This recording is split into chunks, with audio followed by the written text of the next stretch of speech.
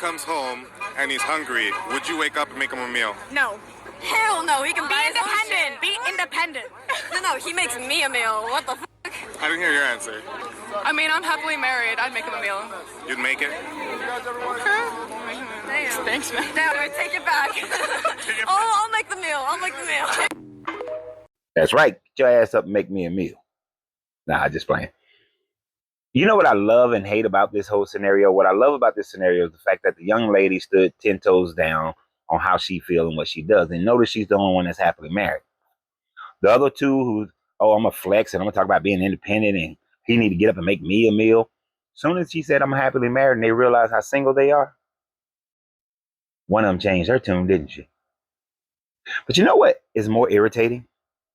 It's how people add their own narrative to a question that wasn't even presented in the way that it was. If you find this video, go to the comments, and in the comments, you will undoubtedly see so many people who are saying that, oh, he is so rude to get up and wake her up. He shouldn't wake her up. A man that wakes up his woman, oh, she got to go to work 2 in the morning. He shouldn't wake her up. When and where in the question did they say that the man comes home and wakes her up? He asked, do you get up and make him a meal? Your man comes home tired. Do you get up and make him a meal?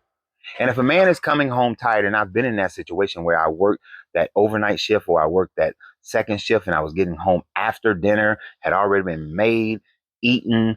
And so I'm coming home. There's either a plate in the microwave, plate in the refrigerator. Generally, she got up and would sit with me. But most of the time, that when I was in that situation, yeah, a meal was already made and prepared, and I would just eat what was prepared. And because she didn't want me to eat alone, and because I've been working all day, she would get up and come and sit with me. That's what a good person does. This make me a meal. I ain't getting up. Why you waking her up? Just don't add your own bullshit to a person's question. Don't add your own bullshit to a person's answer. This is why so many arguments happen and continue. You ask a question, but then the person didn't hear the question. What they heard is their own personal bullshit that they're adding to your question. And it's like, that's not what I said. I said specifically X, Y, and Z.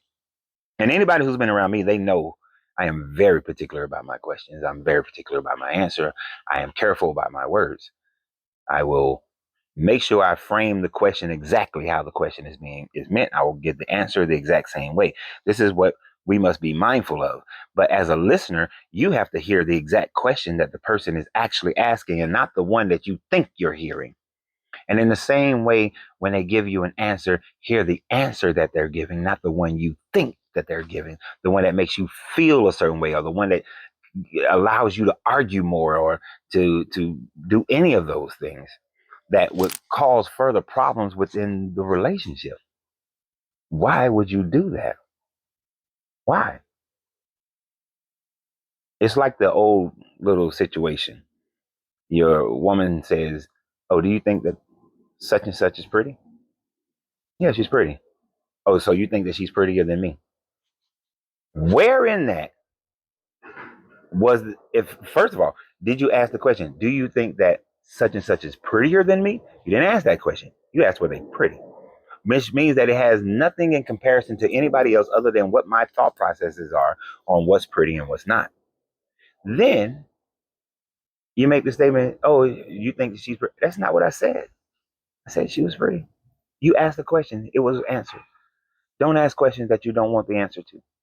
Don't ask questions expecting me to say something that you would think that I should say. That's how you cause problems in your relationship. Because you need some validation, so you make shit up. You need to feel heard, represented in a situation, so you make shit up. And that's what a lot of people did in the comments of that video. They were just making shit up. But when you do that in your relationships, all you're doing is creating issues. And some of y'all think that fighting is passion, and fighting is not passion. Fighting is a disruption within the relationship that causes other disruptions that eventually could lead to the end of the relationship. If you truly want to be in a relationship with someone, stop adding your own narrative to their questions and their answers.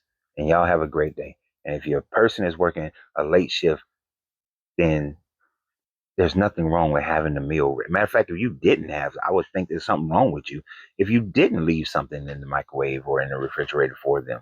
That's just selfish as hell, you know? So y'all have a great day, and always remember. Oh, one other thing. Somebody in the comments, there was a few people in the comments talking about some, oh, he should just pick up some food on his way home. So spend all the money for the groceries and then spend extra money to eat fast food stuff that is unhealthy for you. Yeah, make it make sense. So y'all have a great day, and always remember, you have to free yourself to be yourself because your greatness is non-negotiable. Good journey, good vibrations.